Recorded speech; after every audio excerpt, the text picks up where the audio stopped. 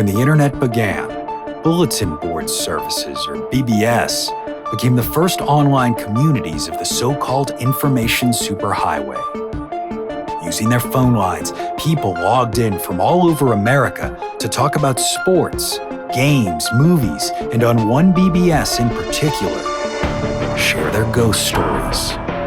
Over time, those communities all went dark, except for one lone server that continues to operate somewhere in an unknown part of Pennsylvania's Rust Belt. A relic of the 1990s, veiled in mystery, it is a digital archive of humanity's strangest encounters with the unknown, as told by the people who experienced them. My name is Brandon Schexnayder, and you are listening to Fear Daily.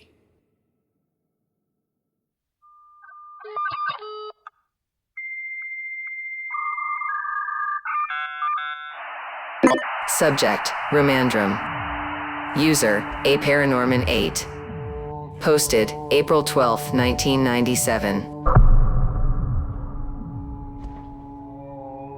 What follows is the transcript of a conversation from the December 5th, 1995 broadcast of Coast to Coast AM with Art Bell. Since its initial airing, the episode has entered syndication and been repeated once with this conversation removed. I once attempted to follow this story up with Art on subsequent open line segments and was dropped immediately. His producer has refused to put my calls through ever since. In light of this, I'm given to believe my copy, recorded live, may be the only one remaining. In order to shorten the transcript and make it easier to read, I've removed all interjections unnecessary for understanding what is being said. That is to say, all ums, you knows, and mm-hms have been taken out to make life easier for everyone. Good news for me. A new Gallup poll says 49% of all Americans, that's half, are having trouble sleeping. That's as of 1995 and up from 36% in 1991. They attribute it to job and stress-related sort of stuff. So I'm going to go ahead and get started. Half the American people are having trouble sleeping, and I bet a bunch of them listen to this program. So I guess that's good for me, bad for you, I don't know. So we begin. Under a full moon. Are you ready? We don't screen calls. We don't know what you want to talk about. I have no idea what you want to talk about. As a matter of fact, it is up to you, and the magic begins. First time caller, you're on the air. Hello, Art. My name is... Actually, I shouldn't say that on the air. Maybe just call me Sarge. You can never be too cautious. Sarge it is. What would you like to talk about, Sarge? It's about my brother, Art. I'm worried about him. I think he's mixed up in something. Not a call the police kind of something either.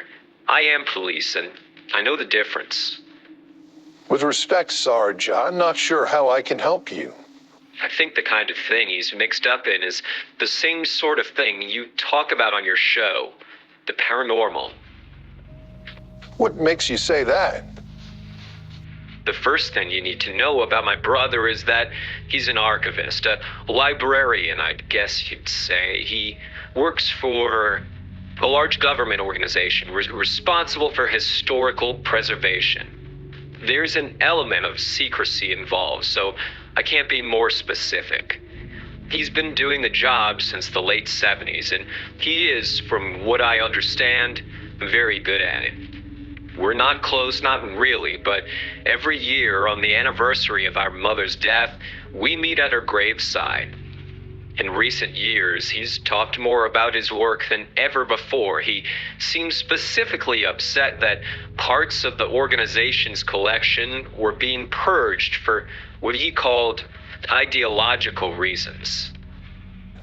Ideological reasons? Can you explain on that a little?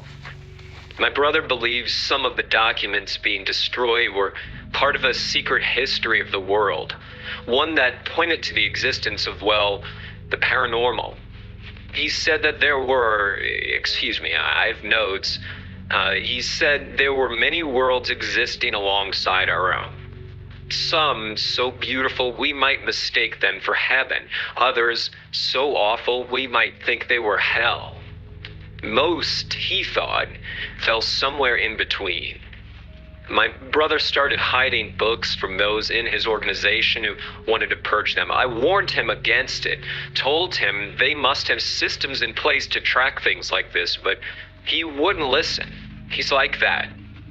A month ago, he called me out of the blue to say he'd figured out what was going on. According to him, one of the lesser dimensions is kidnapping people from our own and replacing them with identical copies. He used a word, Doppelgangers? Yes, thank you. Doppelgangers. He said they were especially doing this to important people, or people they wanted to make important. He seemed to think the imposters would be used to manipulate the direction of our future, to make our world worse, more like theirs. Some of the books he had hidden away contained keys meant to unlock the gates between these worlds, and he thought if he found the right one, he might be able to stop them. I didn't believe him. How could I? I was concerned for him, as you might imagine. I thought he needed help with his paranoia and told him so. He hung up on me. 2 weeks later, on our mother's anniversary, he wasn't there. That's the first time in 15 years, Art. Very concerning. I can only assume, given your line of work, that you investigated? That's correct. I went looking for him at his home. My brother was nowhere to be found. His apartment, however, had been ransacked. Not by burglars either, unless they were the kind who ignore computer hardware, cash, and other assorted valuables in favor of books. You believe the intruders to books? I have to assume these would be purged works your brother was trying to preserve? I believe so, Art. Setting aside the fact it's my brother, it's clear there's something illegal going on here. Burglaries happen all the time. It's my job to know that, but burglaries where items of obvious monetary value are bypassed in favor of books in the apartment of an archivist who is allegedly trying to preserve forbidden knowledge, that's less common, we'll say. Then, 2 days later, I received a box from FedEx with our mother's name and her childhood home as the return addressee. Inside was an old book. It's what I specifically wanted to talk to you about, Art. I have to admit, Sarge, you have me intrigued. Pray tell, what is this book? It's called Gates of Rumandrum. It's quite small. I guess you could say it's more of a pamphlet than a book. The paper is brittle and brown at the edges. I've read it cover to cover several times, and it seems to claim that Rumandrum is the name of one of these worlds my brother was talking about. There are poems which it claims will open up a bridge from here to there if you say them just right. I believe the word you're looking for is incantations. Right, incantations. According to the pamphlet, anyone wanting to go to Rumandrum has to say them correctly in front of an altar covered with certain symbols. And are you wanting to go to Rumandrum, caller? I don't even know that such a place can exist, Art. It all seems so unlikely, but my gut says otherwise. It tells me that my brother sent this to me for a reason, and I can't help but think that reason is to say, follow me. Just to make sure I'm understanding this correctly, Sarge, you believe your brother, an archivist of rare, possibly paranormal books, is on the run from a shadowy government agency which has been infiltrated by doppelganger agents from a dark dimension bent on conquering our own. And now, in the weeks following his mysterious disappearance, a book which seemingly invites you to join him in one of these parallel worlds appears on your doorstep? Yes, sir. That is correct. It seems to me, Sarge, that you have everything you need, so what can we do for you here?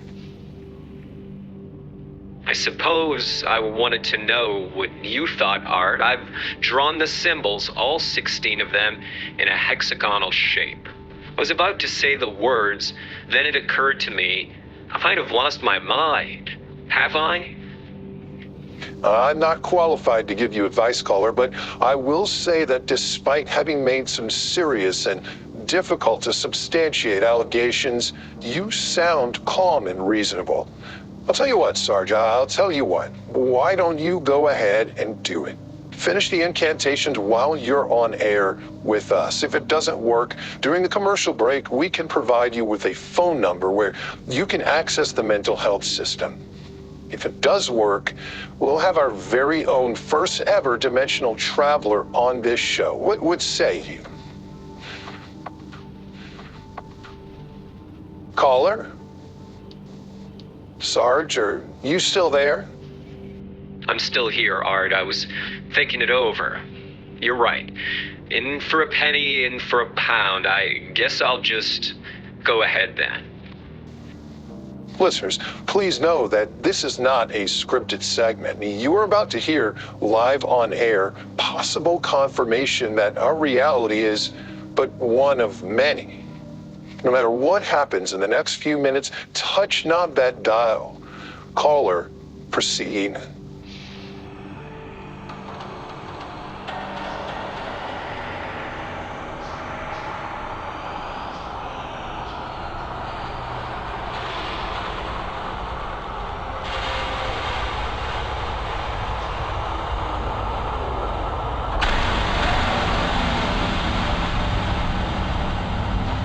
To the people at home, I don't know if you're hearing the same thing as me, but as I'm hearing a single heavy bass note, it is exceedingly unpleasant to listen to. Sarge, are you there? Can you hear me? I can still hear him, but only just. If you're tuning in, I'm Art Bell, and this is very possibly our first communication with a higher dimension. Our caller seems to still be reading from what is allegedly an esoteric book called The Gates of Rumandrum. There's now a howling. I can no longer hear our caller, Sarge, at all. Sarge, are you still with us? Sarge, are you there? I never would have imagined this. I think we just lost the connection. You heard it happen, folks. Rumandrum, many worlds, a brave police officer willing to do anything to save his estranged brother so they can, together, stop an elaborate conspiracy by shadowy extra-dimensional forces. All of this may or may not come to pass, but if it does, remember, you heard it here first. East of the Rockies, you're on the air.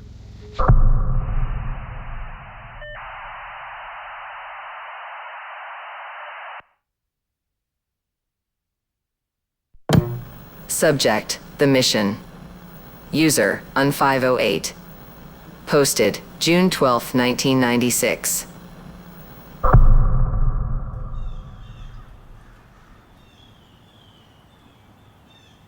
Ministry of the Holy Light sounds like a nice place, doesn't it?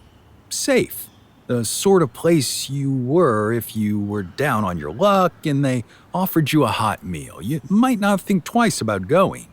Oh, sure, they're going to preach at you, try to sell you some Jesus as if you didn't spend every day living a life that proves he's either not real or indifferent to your suffering. Of course, you take the hot meal because your stomach doesn't care where food comes from as long as it's clean.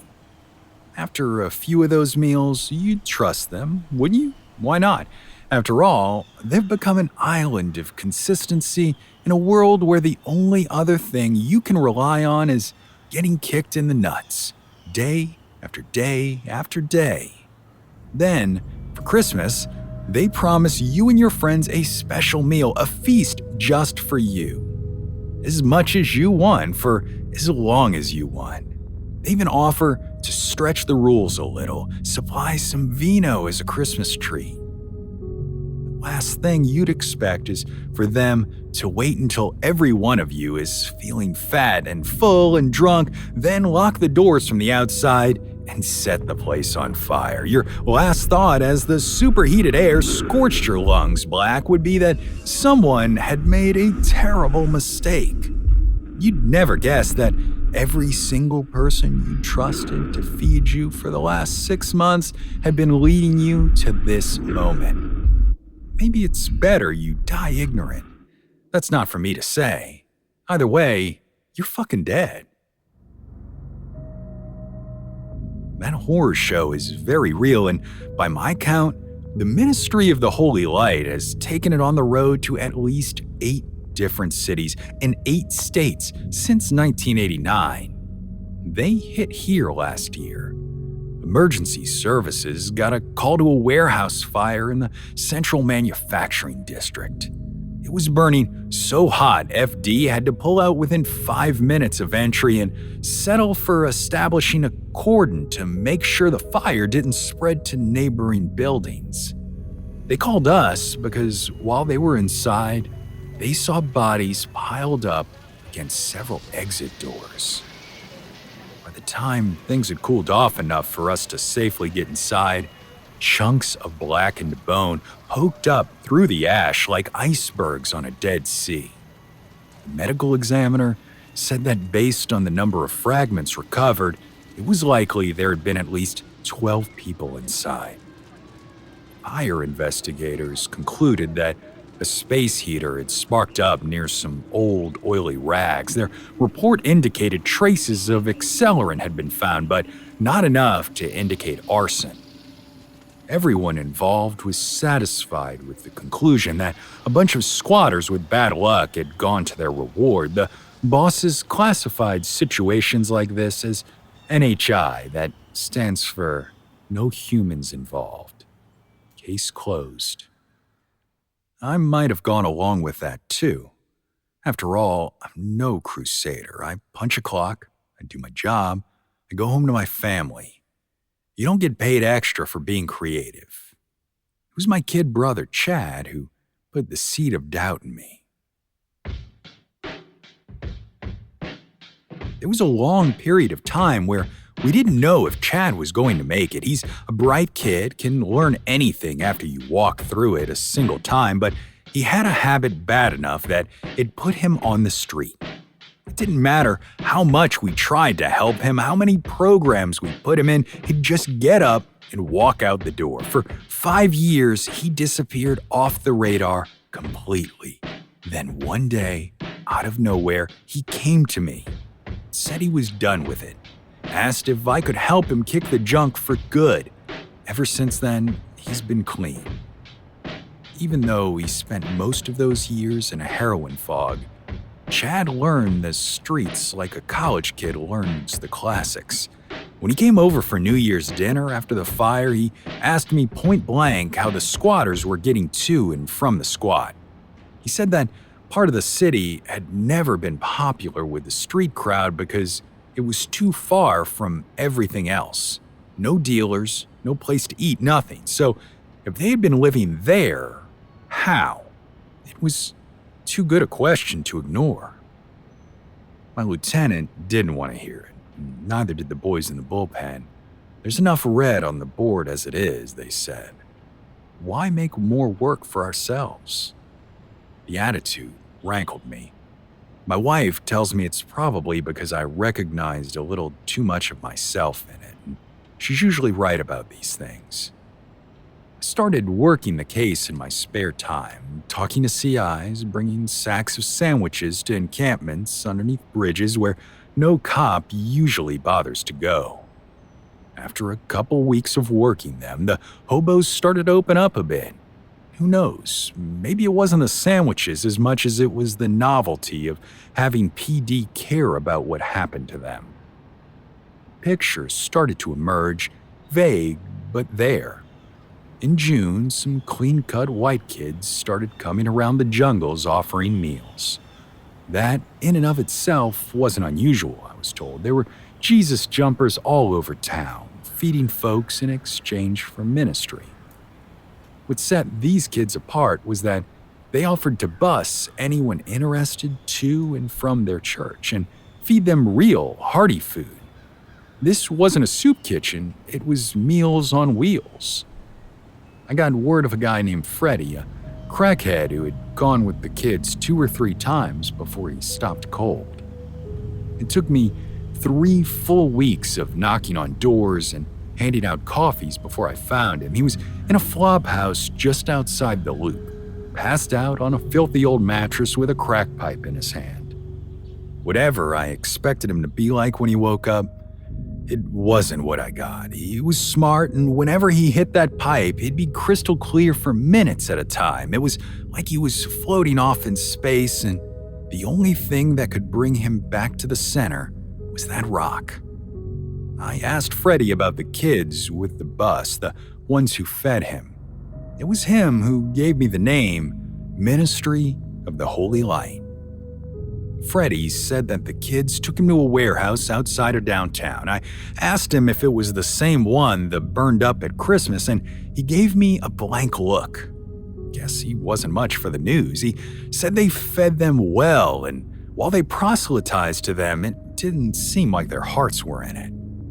Freddie had seen people with the Spirit before, and these kids didn't have it. It was almost like they were doing the Jesus stuff because it was expected rather than because they believed it. Something about it scared him, he said, like there was a weight on his chest whenever he saw those kids. He stopped hanging out in places he knew they canvassed, and that was that. Months went by, and I got no further. Eventually, my actual caseload got so heavy, I had to step away from the warehouse thing. Then, this past July, my son's baseball team did a bottle drive to help pay for their trip to the Little League World Series in Williamsport. It was a Saturday, and I was sweating my balls off in a parking lot that had no shade, sorting through bags and bags of empties. Some of those bags had more trash than they did bottles, and that's when I found it. By freak chance, I dumped one of those sacks out, and right there at the top was a crumpled flyer. I don't know what made me look at it, but in the corner that was visible, I saw the word holy. Unfolded, it read, "The Ministry of the Holy Light welcomes you." The address below it was that of the burned-out warehouse. The rest of the pamphlet promised the usual bullshit: food, shelter, salvation, no contact details apart from the address, no faces. The only photo was of a plain white banner with the ministry's name on it in front of a cinder block wall. Looking at a brick wall couldn't have been more appropriate because aside from having physical proof of the warehouse not having been a squat, there was nothing else to go on.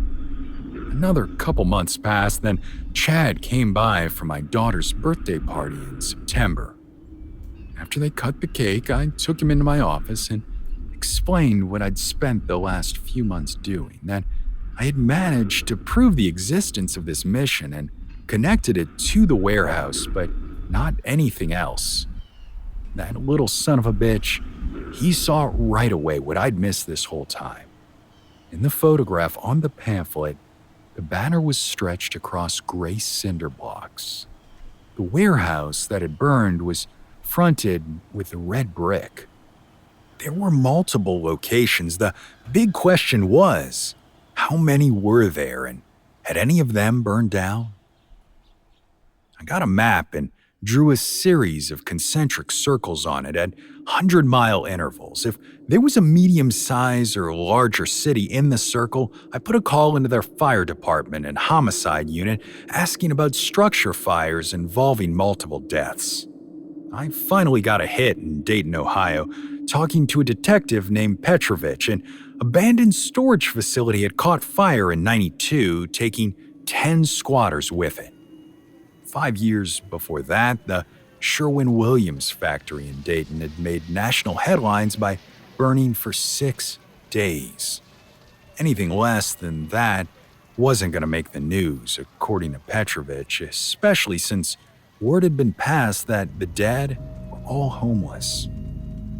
After I hung up the phone, my mind started racing. They had done this before at least once. My guess was it was even more than that, but who the fuck were they? I had left my home number with Petrovich on the off chance he heard anything else, and that weekend, he called me. In the background, I could hear kids running around, giggling and shouting at each other. He was calling from home, too. Petrovich asked me if I'd heard of the Ministry of the Holy Light, and my blood ran cold. When I didn't respond right away, he took that as confirmation and started talking. His story wasn't that much different from my own. A fire written off as bums being careless with matches, followed by whispers of a group of missionaries who had operated out of the same location. He'd also been pressured to let the case go and followed up on his own time. The big difference was he'd found someone alive, a survivor. From that survivor, he had learned how the ministry operated, the story I told you at the beginning. The guy was an addict. His memory was Swiss cheese, so he couldn't identify anyone, but according to Petrovich, everything else that was verifiable about his story checked out. Everything snowballed from there. Petrovich and I started combing our notes, filling in what gaps we could in each other's stories. He'd never found a pamphlet, so he never checked other cities, but now we were both doing just that. Like I said, we determined they had done this 8 times in as many years, amassing a body count well into the hundreds. We're at another dead end right now, at least until we can take our vacation time and get boots on the ground in these other places.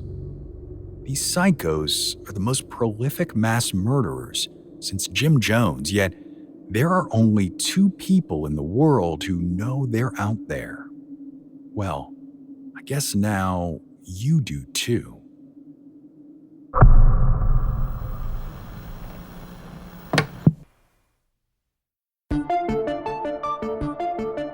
Fear Daily is an independent podcast hosted by Brandon Schexnayder and written by Brennan Storr, with Joanna Smith serving as the consulting editor, audio production by Rachel Boyd, and sound design by Southern Gothic Media. This podcast is a work of fiction. Names, characters, places, and incidents are either products of the author's imagination or are used fictitiously. Any resemblance to actual persons, living or dead, or to real events or locations, is entirely coincidental. Ad-free versions of Fear Daily are available now on your favorite podcast apps. For more information, visit feardaily.com. But move fast, before the server goes offline.